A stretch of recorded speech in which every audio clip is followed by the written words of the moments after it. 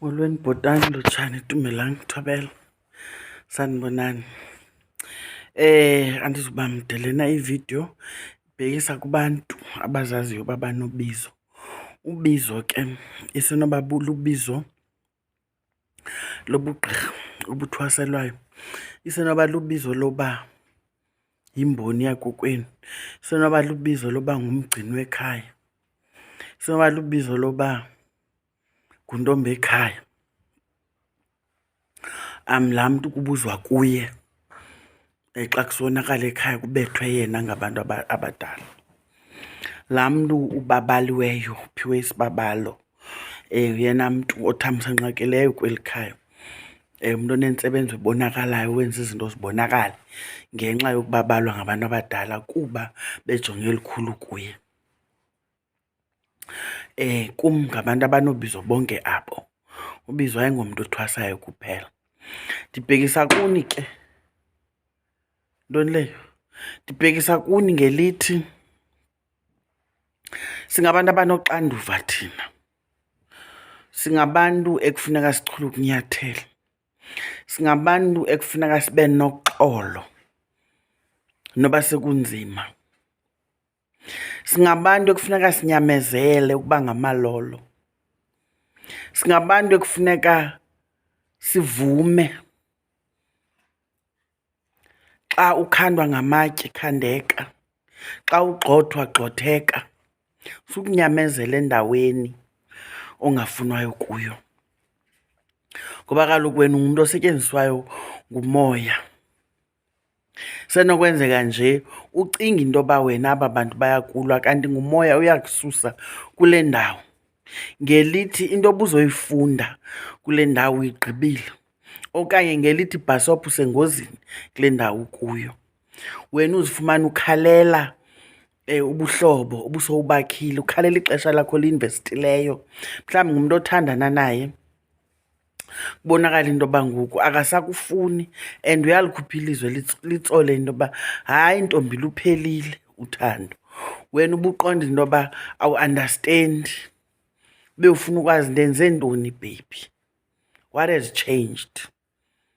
Abe emile umntu esithi luphelile, kanti ke ngelinye ixesha laa mntu ebomini bakho ebethunyelwe into yokuba azokulungiselela into ethile okanye azokuncedisa kolu bizo lwakho, kolu xanduva uluthwalisiweyo.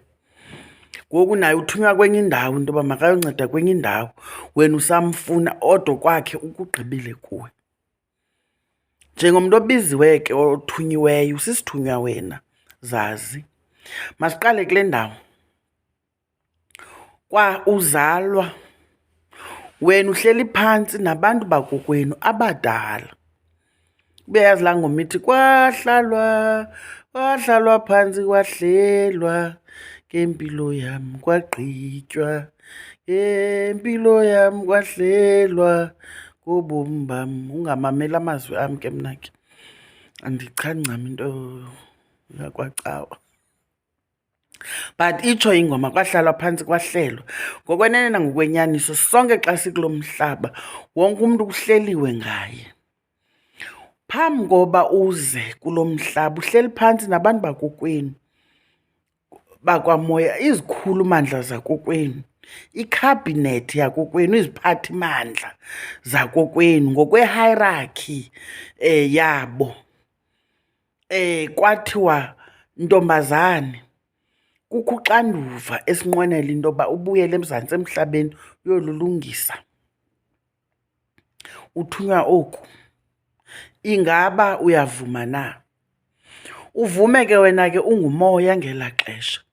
So basically uzalwa nje, you've entered into a contract nabantu abadala bakokwenu.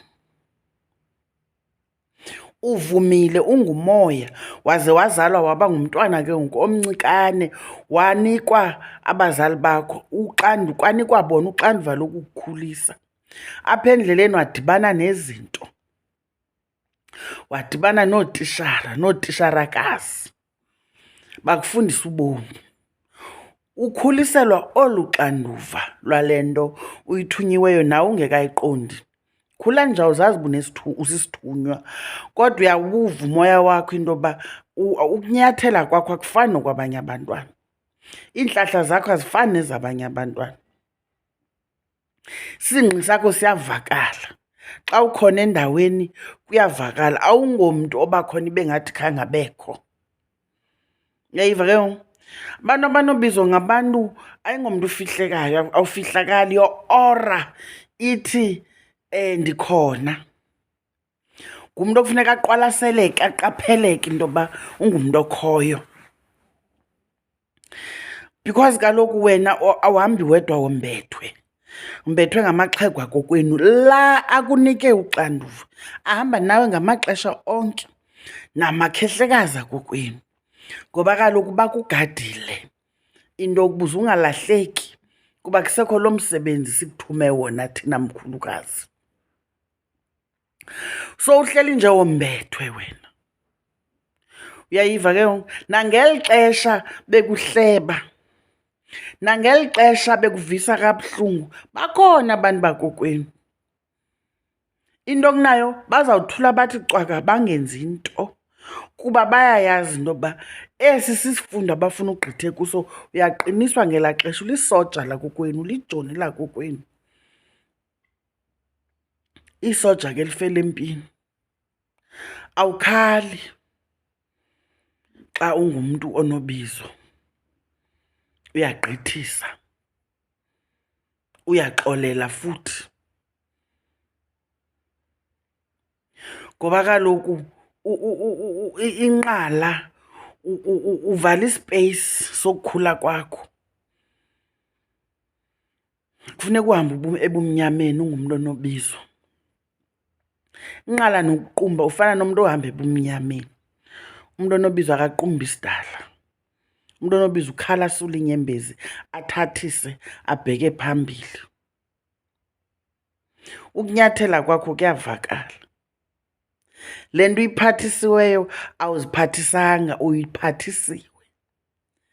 Awuyiphiwanga, uze nayo. Kwa usachopha esibelekweni sikamama wakho bowusowuyiphethe kakade.